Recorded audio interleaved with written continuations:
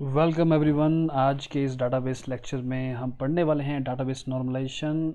Last time हमने किया था फर्स्ट नॉर्मल फॉर्म, आज हम करने वाले हैं सेकेंड नॉर्मल फॉर्म और उससे रिलेटेड एग्जांपल्स। तो लेट अस स्टार्ट।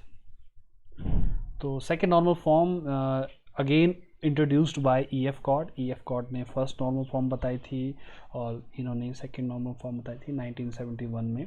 तो मैं आपको उसके रूल बता देता हूँ। तो रूल क्या है? फर्स्ट रूल है आपके पास कि database should be in first normal form. तो सबसे पहला काम आपके पास होगा कि डाटाबेस को फर्स्ट नॉर्मल फॉर्म पे आपने रिड्यूस करना है। उसका मतलब ये है कि उस ग्रुप में पहले तो कोई नल वैल्यूज़ नहीं होनी चाहिए, कोई भी रिपीटिंग ग्रुप्स नहीं होने चाहिए और सारी सारी एटॉमिक वैल्यूज़ होनी चाहिए। तो पहले बार जब आपका फर्स्ट नॉर्मल फॉर्म में आ जाएगा, उसके बाद आपके पास दूसरा रूल है no non prime attribute is dependent on any proper subset of any candidate key of the table. अब थोड़ा सुनने में थोड़ा सा ऑड भी लगता है कि बोलना क्या चाहते हैं ये, तो मैं आपको इसका एक बड़ा ही आसान तरीका बताऊंगा कि कैसे आपने इस सेकंड रूल को फॉलो करना है। तो एग्जांपल लेते हैं। फिर सबसे पहले ये आपके पास एक एग्जांपल, एक टेबल आपके पास। इस टेबल में आपके पास ऑर्डर आईडी है, कस्टमर है, सेल्समैन है और अमाउंट है। तो आप देख सकते हैं कि ये सारा जो डाटा है, अगर आप इस पर रूल लगाओगे फर्स्ट नॉर्मल फॉर्म के, तो फर्स्ट नॉर्मल फॉर्म के अकॉर्डिंगली कोई नल वैल्यूज़ नहीं है। सारे के सारे आपके पास इंडिविजुअल कॉलम्स है, यानी कि रिपीटिंग ग्रुप्स कोई नहीं है और आपके पास एटॉमिक वैल्यूज़ हैं। तो दैट मीन्स अगर आप तीनों के तीनों वैल्यूज़ जो हैं ठीक कर रहे हैं, तो ये आपके पास जो टेबल है ये आपके पास फर्स्ट नॉर्मल फॉर्म में एग्जिस्ट करता है।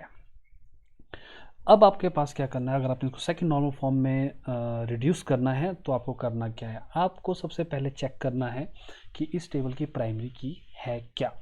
तो जैसे कि आप देख रहे हो कि ऑर्डर आईडी जो है इसमें आपके पास प्राइमरी की है, ऑर्डर आईडी यूनिक है आपके पास। तो अब आपका काम क्या होगा? आपका काम होगा कि जो बाकी के कॉलम बचते हैं, इन बाकी के कॉलम्स को हम कहते हैं नॉन प्राइम एट्रीब्यूट्स, यानी कि ऐसे एट्रीब्यूट्स जो आपके प्राइमरी की नहीं है।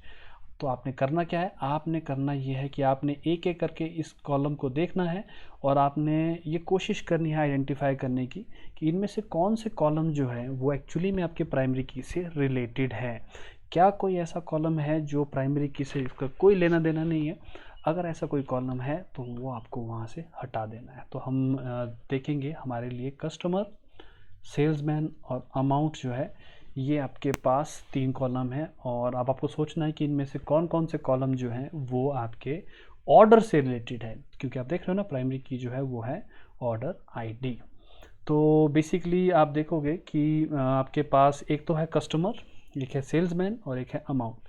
तो ऑफ कोर्स कस्टमर जो है दैट इज़ इम्पॉर्टेंट, क्योंकि कस्टमर ने ही ऑर्डर दिया होगा। तो आप बोल सकते हो कि customer is related to order ID, तो ये तो ठीक है। सेल्समैन आपके पास ऑर्डर से रिलेट करता है या नहीं करता, ऐसे भी कॉलम आपको कई बार देखने को मिल जाएंगे जिस पे आप डिसाइड नहीं कर सकते। तो अगर आपको लगता है कि यार आई डोंट नो कि ये होना चाहिए नहीं, तो जनरली हम उसको बेनिफिट ऑफ डाउट देते हैं और उसको हम रख लेते हैं। थर्ड आपके पास बनता है amount.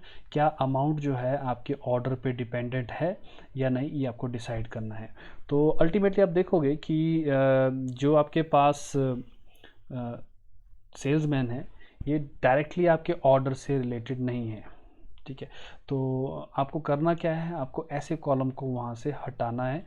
Customer, of course customer ने ही ऑर्डर दिया है और हर ऑर्डर का एक अमाउंट होता है।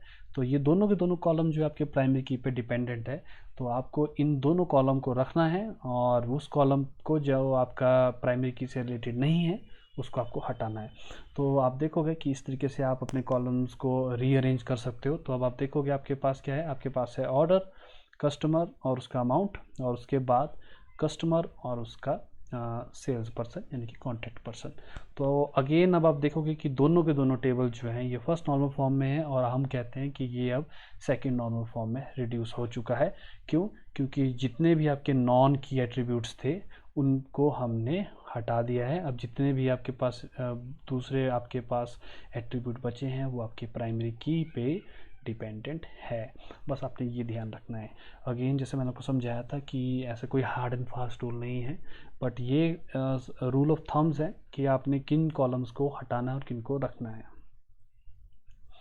Let us take another example. ये एक और टेबल आपके पास, आप देख सकते हो यहाँ पे आपके पास आइटम है, कलर है, प्राइस है और उसके ऊपर का टैक्स है।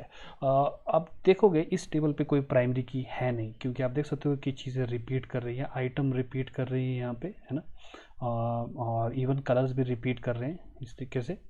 तो आप इसमें प्राइमरी की बनाएंगे कैसे? तो जनरली हम क्या करते हैं, एक से ज़्यादा कॉलम को कंबाइंड करके एक कंपोजिट की बना देते हैं। अगर आपको याद हो वो लेक्चर जहाँ मैंने कंपोजिट की के बारे में बताया था कि आप एक से ज़्यादा कॉलम्स को ज्वाइन कर सकते हो और वो जो है एक्ट कर सकता है एज ए प्राइमरी की। तो आप इन दोनों कॉम्बिनेशन को अगर आप देखोगे कि आइटम और कलर का, तो वो यूनिक है आपके पास। तो pen is red pen, blue pen, इस तरीके से। तो आप क्या कर सकते हो, ऐसे दो कॉलम्स को कंबाइन करके कंपोजिट की बना सकते हो। तो फिर भी अगर आप इस पूरे टेबल को देखोगे, इस टेबल में कोई नल वैल्यू नहीं थी, कोई रिपीटिंग ग्रुप्स नहीं थे और सारी एटॉमिक वैल्यू थी। दैट मीन्स ये फर्स्ट नॉर्मल फॉर्म में ऑलरेडी था।